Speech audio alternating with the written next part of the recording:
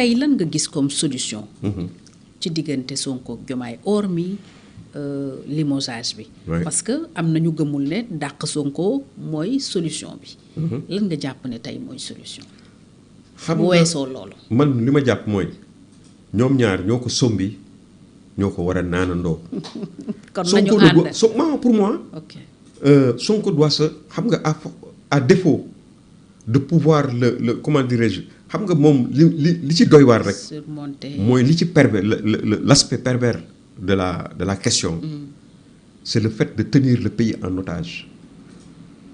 su fekkee dafa am bonne volonté su accepter am bonne volonté liggéey aux côtés respecter le président de la République liggéey à ses côtés jàng di jóg di daanu nangoo entouré wu de conseillers yu koy waxal mu def gis ambition yi mu am mu revoir ko à la baisse delloo boppam ci yàlla.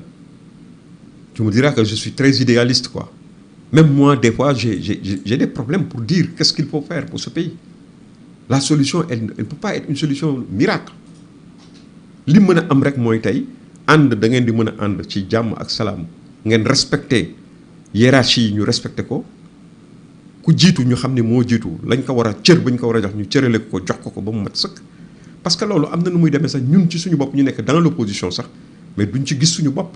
même su fekkee ni daf koy fragiliser président bi duñ ci d'accord parce que c'est le président de la République et puis nous sommes des républicains dañu fonk suñu réew.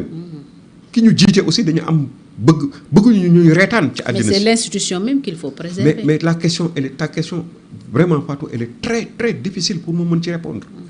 lenn rek moo mënoon am ci jàmm te loolu xam naa ne du am ci jàmm mooy je sais que la séparation elle est imminente.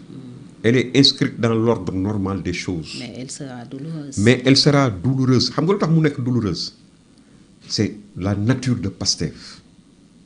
Ils vont par exemple tey si imaginez-vous ñu ni Sonko ne sera mu leer ni Sonko ne sera pas candidat en 2029. oui fa laa doon bëgg a ñëw sax parce que ñoom. jàpp nañ ne le fond du problème. en fait boo leen dégloo da ngay xam ne c'est 2029. y a que ça. seen ndogu bi par exemple lu bari li fa génn ci ay. oui chantage information. chantage mooy dañu doon laaj président wala dañu doon bëgg mu jàppale. la candidature de Ousmane Sonko en 2029. donc est-ce que soutenir candidature bi du solution bi. non ñu nekk ci jàmm mais en défiant la loi. kooku moom loolu mooy lu garaaw li xam nga le président mais politiquement sax au moins nga ne peut-être je ne serai ñoom loolu lañ bëgg. non loolu du solution pour yow. mais lui aussi il a des ambitions xam nga ñoom. xam nga ñoom. c'est un choc des ambitions c'est un choc des ambitions. ok c'est humain. comme je te l'ai dit. d'accord xam nga ñoom li ñu bëgg ñoom en fait ils reprochent au président ce qu'ils sont en train de faire. am ay ambitions. Quand quelqu'un est président de la République mais qui est mieux placé que lui pour espérer avoir un deuxième mandat. mais lu ñu waxante woon nag parce que. non Ousmane Sonko la première fois que mu ñuy wax ci coow li il a évoqué ce qu'on peut appeler un protocole du Cap Manuel entre ñoom ñaar ndax lu ñu waxante ca kaso ba. la indi teg ci table. doonte waxul lii la. mais tey ñun ñëpp dañu njortu ni en tout cas c'est le problème de la candidature. c'est extrêmement grave que le président l'ait accepté que Ousmane Sonko est. su dee loolu la ñoom ñaar bu fekkee dañu toog waxtaan ci loolu. loolu xam nga ñoom ñemewuñ ko fësal. waaw waxaguñ ñu ba tey lan lañ waxante parce que ñemewuñ ko fësal parce que loolu bu ñu ko fësalee mais ñoom ñaar ñëpp ils sont en faute grave envers les Sénégalais parce que ils ont comploté contre le peuple sénégalais. est-ce que mën na tuddee loolu complot. mais complot mënul weesu. déggoo rek ci. non du déggoo loolu du déggoo xam nga ñun. parce que au départ c'est Ousmane Sonko qui devait être le candidat. mais donc le président Bassirou Faye dafa war a dem ba mu am quelques. 2 ans teel ko pouvoir 2 ans. mu daal di démissionner ñu defaat yeneen. non pas démissionner mais 2029 mais ñoom loolu. on parle maintenant de 2029. non bon justement l'appétit vient en mangeant. ah mais ñoom du loolu sax la man ci yenn sources yi ma am. c'est-à-dire kii yi ma am écho yi ma am comme ni nga waxee nii. c'est pas officiel mais c'est des échos c'est des trucs qu'on parle nangam. mais les gens avaient parlé de démission. Oui. au bout de 2 ans. on a dégg nga loolu dégg naa ko keneen dégg na ko. oui. loolu nag moo doon nag faute man waxuma ni. mu dem bañ a nekkaat candidat. ok loolu bu fekkee dañu ni 2029 bu demee ba man candidat am jeex. la transition mais aujourd'hui Ousmane Sonko réellement ses chances pour être candidat pour pouvoir être candidat. mais ku nekk xam na ni 90 à 99,99% il ne peut être candidat qu'en 2030. bu Cour suprême réviser son procès contre Mame Mbaye Niang non mënul nekk Cour suprême naka la un rabat d'arrêt bu fekkee ne amul élément nouveau ci loolu. élément nouveau xam nga non élément nouveau xam nga ci lan la mën a am dans ce cas. xam nga lu mën a am dans ce cas ci crime rek la mën a am c'est xoolal affaire bi. mënul nekk c'est impossible. il y aura pas de révision. il n'y aura pas de révision. pourquoi y aurait-il une révision. parce que rapport bi nee nañ génnee nañ ko. ma ni la rapport boo xam ni xam nga loolu boo Mame Mbaye Niang a porté plainte contre ceux qui ont signé ça yu nga xam ni kenn xamu leen woon sax ci jamono yooyu kenn xalaatul woon ci àddina sax ni danañu nekk ministre des finances et puis un ministre des finances un ministre comment est-ce qu'il peut faire un rapport contre un autre ministre rapport IGE moo koy def rapport ay corps de contrôle bu mel ni IGE pour ay ministères ak yu demee noonu ñooñu nga xam ne ils sont au sommet de la hiérarchie logés à la présidence de la République te bu ñu ko defee ba pare président de la République lañ koy jox qui en fait ce qu'il veut mu nga xam mën na ko demander ñu instruire ko comme mën na demander ñu comme ni gars yi doon wax teg ci kuddam wala teg ci nangam ak nangam suivant les intérêts du truc ça peut être des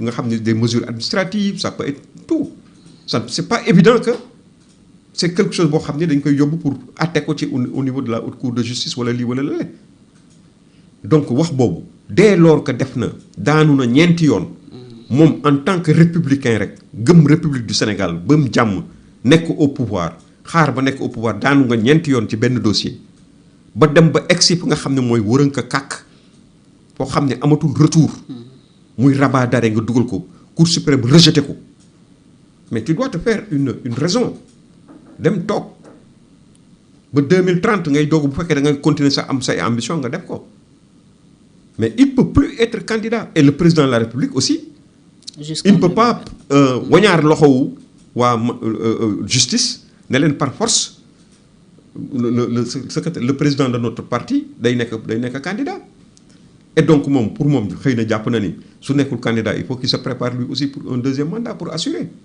Diomaye. oui le temps que affaire yi yooyu sedd mu mën a nekkaat am nekk candidat nekkul woon candidat bii passé moom Sonko lu tax nekkul woon candidat bii passé mais quand même il faut que les gens se fassent une raison réew mi ñoo ko bokk léegi nag ñoom moi je dis que ni su fekkee ni par exemple dañu dem ci rupture boobu ñuy wax nga xam ni jàpp naa ni yàlla de lu ne mën na ko mais bu amee ci circonstances yi ma la wax nii le pays sera encore dans des situations très difficiles de chaos.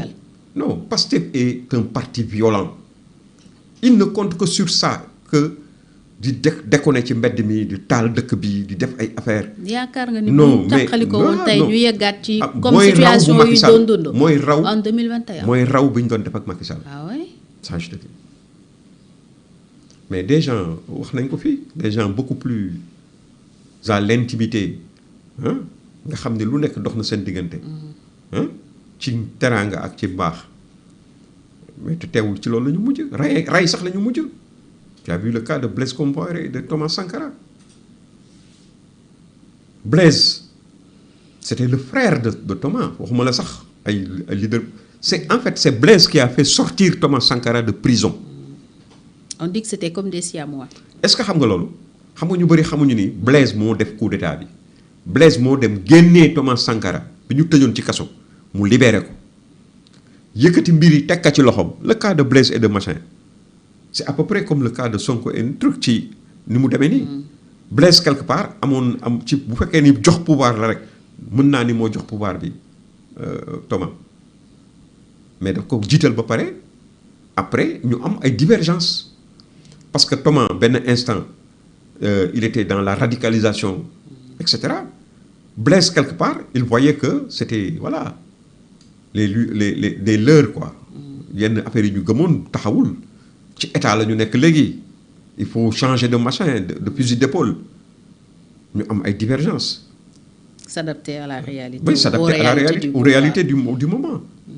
Parce que par exemple réew da nga bëgg mu développer da nga bëgg mu dem ci kanam sol ay faaru mbaam wala sol ay dàllu plastique wala ay seeru ràbb yu nga xam ni waa dëkk ba moo koy def taxul réew ma développer. nous sommes dans un village planétaire. Quiconque n'a pas compris ça yaakaar ni sa waay yow kenn mën nga taxaw naan nangam ak nangam ak nangam c'est parce que voilà, tu ne connais rien de l'État. Finalement bon ça s'est terminé de manière dramatique. Parce qu'en Afrique ce genre affaire yu mel noonu au lieu que mu dem de manière démocratique nga dem convaincre population yi wan leen ni kii kat ñoo àndoon waaye na ma gisoon ci moom ba àndoon ak moom mi ngi koy wor man damay samp sama parti politique nangam ak nangam et peut-être que bu boobaa bu ko defoon Thomas jàpp ko moom ci waxam. Oui. Donc les gens ils doivent revenir sur terre quoi.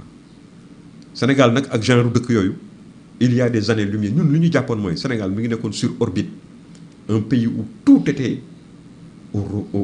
comment dire au vert nga boole ci nag am pétrole am gaz am crédibilité am signature. yegg si woon ci phase exploitation. tey nga ñëw taxaw duñu laaxaan naan ñu kuy yaakaar ne dëkk bi amul wërsëg bu ñuy séddaleeg nangam ak nangam ak nangam non comme mënul c'est-à-dire xam nga Fatou nañu waxante dëgg. dara bareegul fi bañ koy séddoo c'est-à-dire comme moom il ne peut pas parce que Macky Sall mi ngi fi nekkoon di fay bourse yi normalement généraliser ko di ko fay di ko yokk di fay bourse de sécurité familiale di ko yokk di fay fonctionnaires yi di ko yokk et cetera di def ay infrastructures dëkk bi commencé ñëpp di jommi yéege suñu lëbal ah Macky Sall mi ngi ko doon def te amul pendant 12 ans mi ngi doon def loolu crescendo yow bu fekkee ne yow ñëwoo mën a au moins boo mënul consolider li mu fi bàyyi woon mais demal bàyyi ñu yow boo ko mënul yokk mënoo ko téye fa mu tolloon nga bëgg ko suufeel nga ni ñun tolluñu ci loolu non ça c'est pas acceptable ou bien il fait plus ou il consolide ce qu'il y avait ici ou bien il s'en va c'est aussi simple parce que c'est pas un royaume quand même on demande à des gens on leur donne fait confiance sur la base de programmes de voilà projet de société bu ñuy wax mais si véritablement ces attentes ne peuvent pas être véritablement satisfaites matérialisé mënuñu ko mais vraiment dafa war a jël responsabilité am xam ni jéem tële aayul mais nga tële ba pare bëgg persister loolu nag moo lu kenn dul accepter quoi. pourtant nag pour ñoom tout ce qui explique li xew tey mooy situation catastrophique waxaat na ko démb bi ñu hérité bi ñu doon. waaw mais xam nga kooku c'est son disque qui est rayé c'est le disque rayé qu'il pose à chaque platine bi nit ñi dañoo dee fa booy suñu nopp yi parce que xam nga ñun lu ñu xam on vivait mieux pendant 12 ans les 12 ans que le président Macky Sall nekk fi on vivait mieux. amuñu woon problème boobu problème yi ñu amoon c'était juste des problèmes de justice comme on dit. Et ça je suis d'accord. Oui. Parce que man jàpp naa ni tant que le procureur de la République mi ngi dépendre ci ministre de la justice Sénégal li ñuy wax ci ay affaire justice bi problème yi ñuy am. démocratie et droits humains ci laa doon bëgg a ñëw d'ailleurs la justice ndax dal na seen kaw bu baax yéen waa. tant que le président de la République aussi et le président du conseil supérieur de la magistrature. indépendance su justice kenn mënu ko wax parce que justice moo war a nekk indépendante rek dëkk bi jaar yoon kenn dootul mer kenn dootul wax parce que kenn du ni diw moo sant lii di yoon et cetera et cetera. attention am na lu ma meree man le président et je tiens à le dire ci fii ci sa plateau bi. président man Diomaye. le président Diomaye. ok ce qu'il a xam nga le président Diomaye aussi mais il a déçu sur ci li nga xam ne moom la engagement yi mu jëloon envers le peuple sénégalais avec le peuple sénégalais. En disant que day tëddee njaaxaanaay au point de démissionner de son poste de secrétaire général d'un parti politique nekk fi pour tous les Sénégalais ñu koy saluer. nekk au-dessus de la njëkkoon na def benn ñaari acte yoo xam ni benn bi je me rappelle benn bi sax maa ngi koy xaw a fàtte. mais je me rappelle bu nga xamee ni bi mooy jëm ci assemblée nationale bi. nam ca def nañ ko ñaawloo ñu yaakaar ni fa lay yem tey mi ngi taxawaat encore di indi ay.